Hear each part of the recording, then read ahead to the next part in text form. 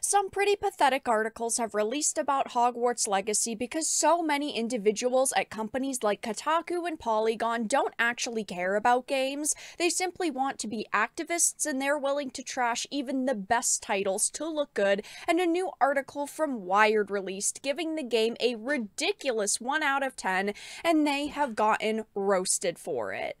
I have a few different things to show off, but before we get into the topic at hand, if you enjoy the content that I create, please make sure to subscribe to the channel and to the notification bell.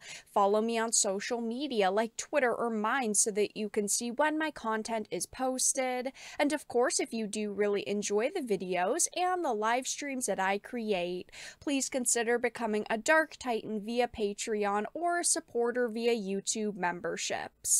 So of course I am using an archive for this because I don't want to give them my clicks. This article is terrible. It says review. There is no magic in Hogwarts Legacy. And of course it's like this journalist went into this article trying to give it the worst rating possible. They complain about literally everything and they give this game absolutely no credit at all. It says, rating 1 out of 10. It says, yikes, y'all. I don't even smoke and I feel like I need a cigarette before I get this thing started. We're here to talk about Hogwarts Legacy, and to do that, we need to discuss the whole mess. Pull up a chair, pour yourself some tea, wrap yourself in a blanket, scream into a pillow or the abyss, because this one's gonna take a lot out of both of us. And this article is truly one of the worst that I have seen in a while because they give this game, again, absolutely no credit. They say Hogwarts Legacy is a third-person action RPG set in the same universe as the classic Harry Potter series of children's books. In case you need a refresher, those books, the Wizarding World setting, and the Harry Potter film franchise are all the intellectual property and brainchild of J.K. Rowling. This is important because she's always been inseparable from her work and from work that she's inspired and licensed, for better and now mostly for worse. Within the pages of her books, she made the ordinary seem extraordinary. They talk about how she has been a beloved children's author, she has sold extremely well, and people have enjoyed her work, but it says that she is a threat to real women everywhere. As you can see, so far, all this article is 6 paragraphs are about JK and how they don't like her. And that is a giant reason why they don't like this game. I have said it from the beginning. It is okay if you do not like JK, if you do not support her opinions. It's fine if you don't want to purchase this game, but don't ruin it for other people. Other people love this franchise, love this world and these characters and what she has created. You don't really have the right to take away that experience from them. And of course, this article starts off as a guilt trip why you shouldn't support her.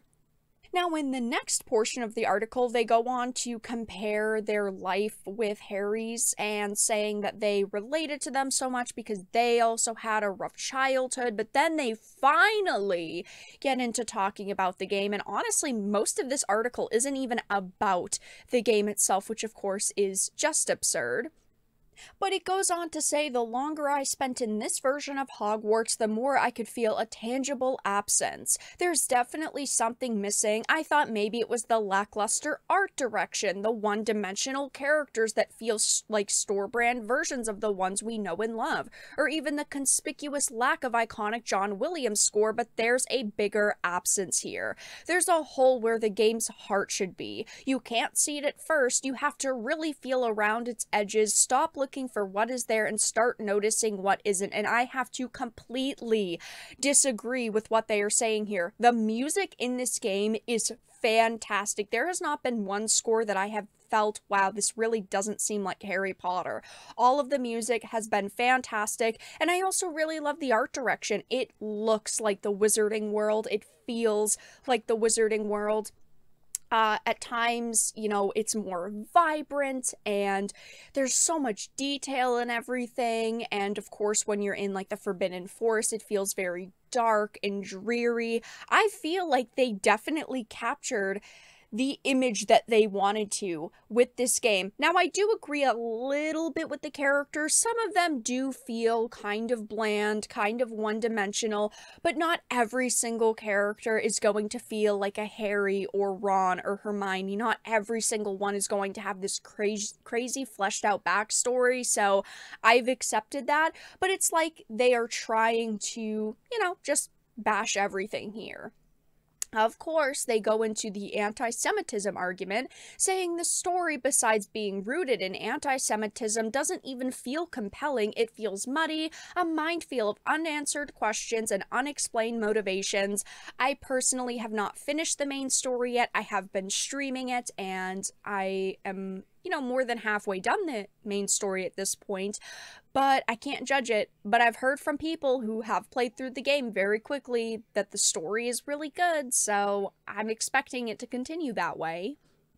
It says it's Hogwarts, but it doesn't feel like Hogwarts. Even despite the controversy around Rowling herself, the game feels like it was put together to tap the eager nostalgia of fans without paying any attention to making it actually worth playing. For that reason alone, I can't in good conscience recommend spending your money on it. Combined with who this game helps and who it harms, well, it's definitely not worth it unless your goal is to cause harm. I have said it 100 times at this point. I will say it 100 more if I have to.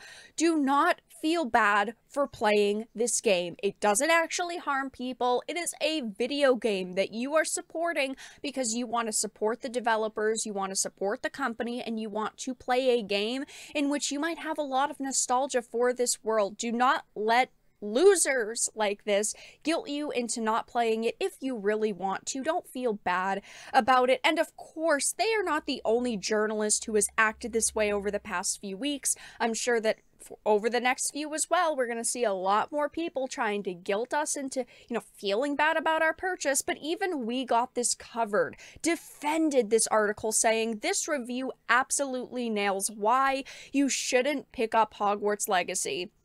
Such a bad journalist, they couldn't even write a review themselves. They're just, piggybacking off of someone else's saying, yeah, this nails why you shouldn't pick up Hogwarts Legacy, and all they do is praise it, saying, this is great, this is amazing, Wire didn't hold back. Go and read their article. So, of course, at this point, it's just journalists patting other awful journalists on the back. But obviously people completely disagree with these takes because, as you can see over on Metacritic, the scores are absolutely fantastic right now.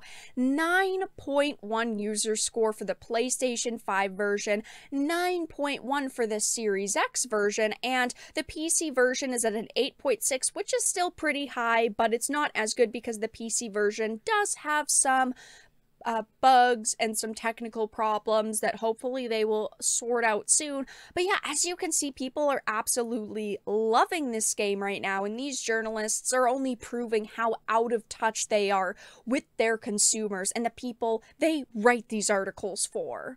But that's all that I really had to discuss in this video. Let everyone know your thoughts in the comment section down below. If you enjoyed it and found it important and informative, please make sure to give it a like, share it, and subscribe to the channel. And of course, if you didn't, make sure to give it a dislike. I appreciate your support either way, but I will talk to you all again in the next video really soon.